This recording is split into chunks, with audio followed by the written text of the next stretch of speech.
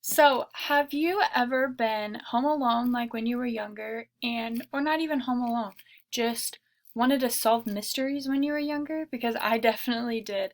And I read A Face in the Window by Hilda Stoll. And this book was, I think personally, it was an awesome book. I'm not a huge reader, but I read this book really fast and it's not super long, but it's definitely a good book that I would like to read or have kids read if they like mysteries. So the plot of this, so there's a character, there's a girl and her parents, and the girl's name is Wren House. So she gets made fun of that because it's like a bird house because a wren's a bird.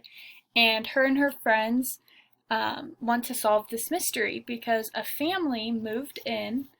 It was a mom, dad, and a son. And this family moved in across the street into their grandparents' house. And the girl was really skeptical about it, wasn't like sure if it actually those were her grandchildren and great grandchildren because she was in the hospital. And so this girl, Wren, was really skeptical about it, and she kept like looking for like things that they were doing.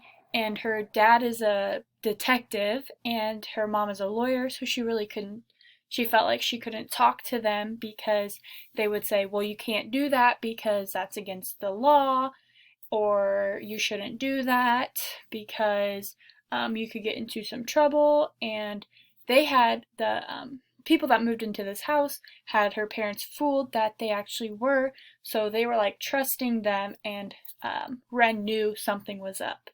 So, yeah, so that's pretty much about this book. And um, so, do you guys think that they actually caught them or not?